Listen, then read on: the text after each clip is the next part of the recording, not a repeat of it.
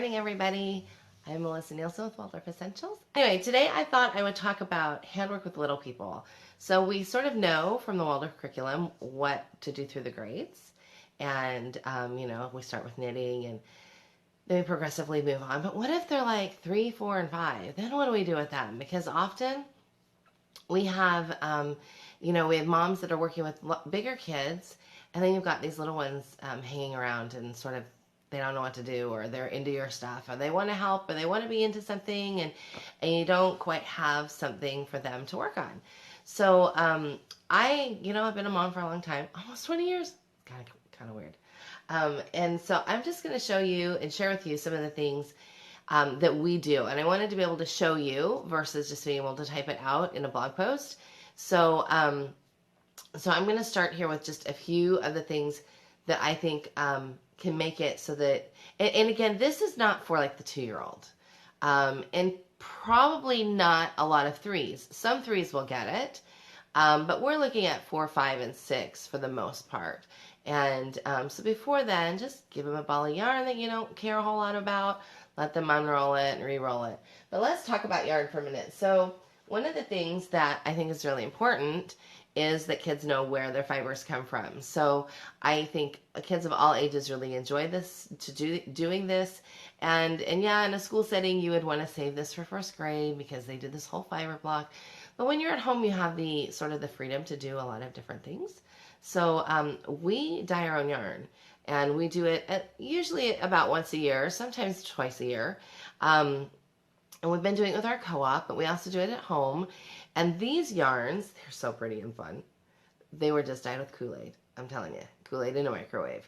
And if you don't have a microwave, as long as you have some source to heat set it, then that's all you need. So you want a natural fiber yarn. These are both wool, or all of these are wool. And then you soak it in vinegar, and then you dump on the Kool-Aid color that you like.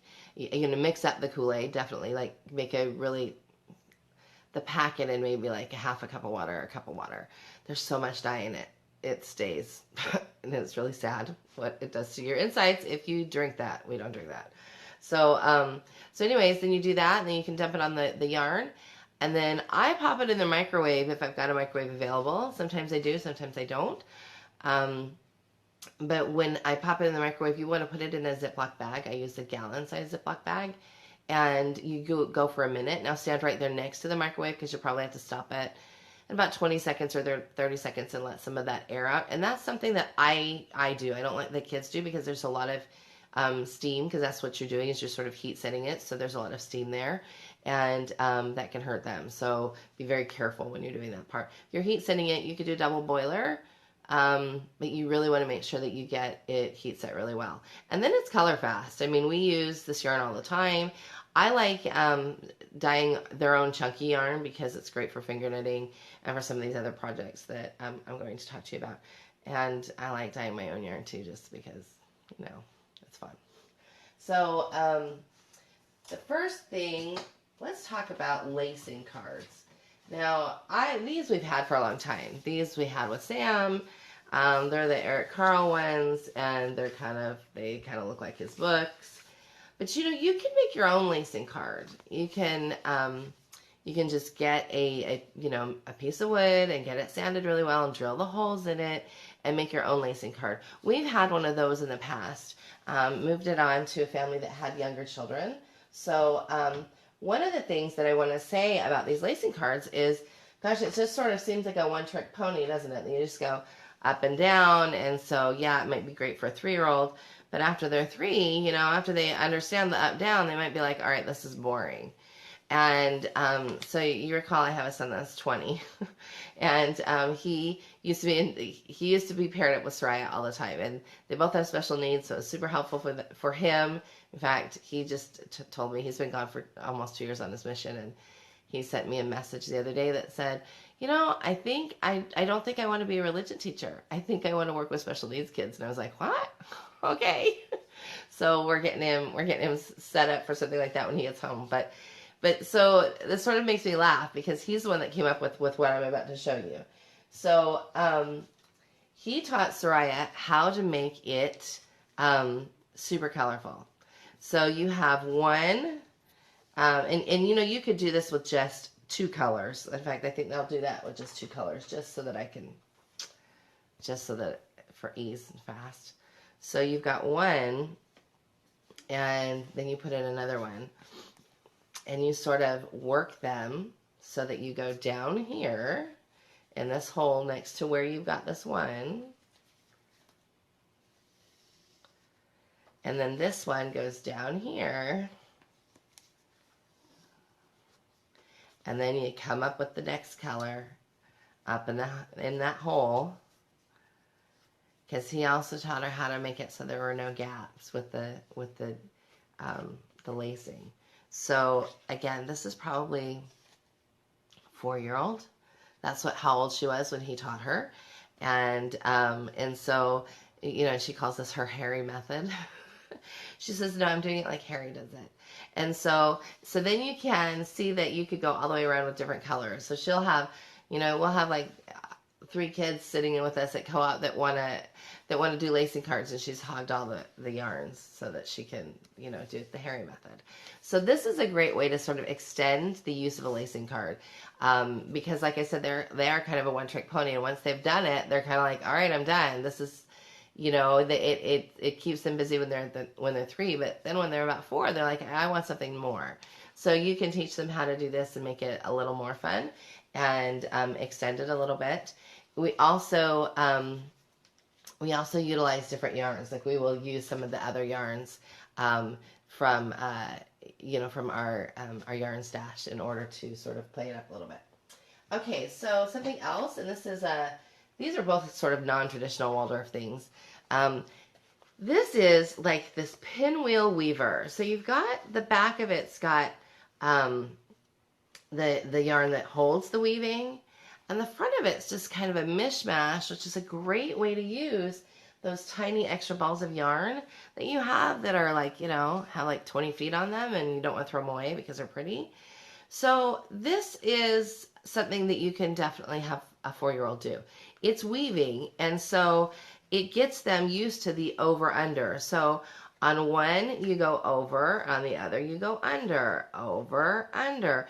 And so there's not really anything to do with this, and it's really like Steiner would roll his eyes about it, but they're 4-year-olds. So, you know, it's definitely not a project I would have like for a real weaving project for an older child to do, but it's definitely a perfect thing when you've got little hands that need to be busy.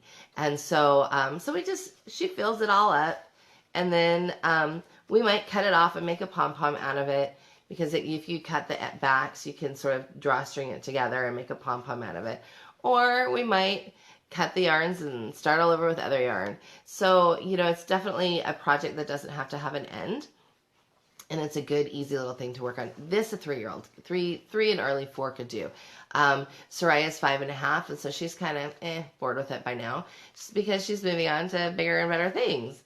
So I'm going to talk about those things. So I have two different pieces here. So this is the knitting tower, which is not different than the knitting mushroom. So the knitting mushroom has the same idea. It's a mushroom shape, and at the top it has pegs. The knitting tower has 4 on one side and then 6 on the other side. So you could do this side would be perfect for a 5-year-old, and maybe some late 5s. Soraya's still sticking to this side. And then when they're a little bit older and they want a little bit more, you can use this side. So basically all this does is create an I-cord. So if you're a knitter, you know what an I-cord is. And it's just this long little cord, and then you go, well, what do I do with that? Well, it's great for jump ropes because it's good and sturdy. It's also, it's you know, something to keep them busy. Our kids have done ropes out of them. They've made horse reins out of them. They've made necklaces galore. Necklaces galore. Be prepared. My thing is I always make sure that they've got a pretty yarn in there, because inevitably they're going to ask me to wear it. So I really want you to have a pretty yarn if you're going to make me something I have to wear. So you know, that's basically this one. And I try to keep this one all the time at hand. And again, we use one of the yarns that we dyed ourselves. It sort of gives them an extra sense of pride. And then this one, oops, that's rolling away. This one is called the Lucette. And you can see, so it's got this hole in the center right here, and it's the same action. You're sort of just doing the figure 8 and up and over, and then you're sort of pulling it through. And again, it's a very loose I cord. This is a nice chunky yarn. So Soraya will sit and do this for a long time. And I would say, especially if you've got some kids with special needs, Soraya's got sensory processing stuff going on. Harry had autism spectrum stuff going on. He is hands down my best knitter out of all my kids, and I suspect Soraya will be close behind him. Maybe she'll go further than him. I don't know.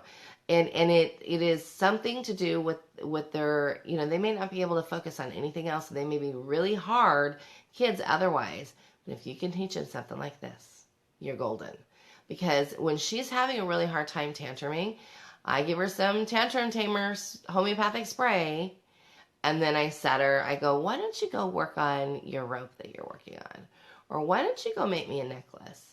And so she could sit then, as that homeopathic is really starting to work her, and she can sit and really focus, and it totally changes her demeanor. And then when she's done, she's done.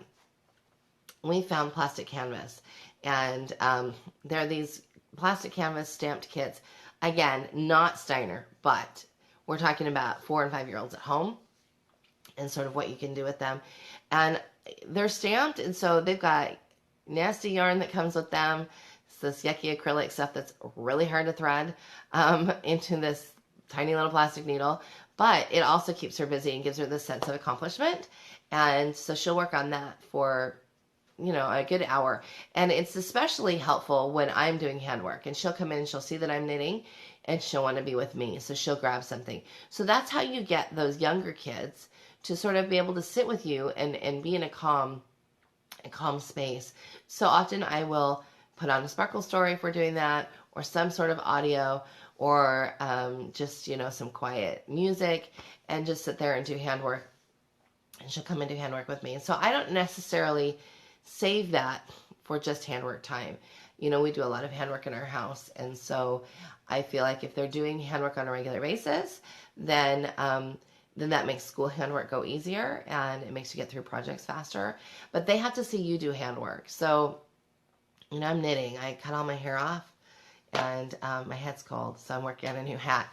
And, I think that you have to sort of be in that space of doing handwork. And if you're brand new at it, start small. Make a scarf, make a washcloth, but do something and really sort of help perfect your skills before you bring it to your kids later on. So that's what I wanted to talk about today. I hope you guys have a wonderful week.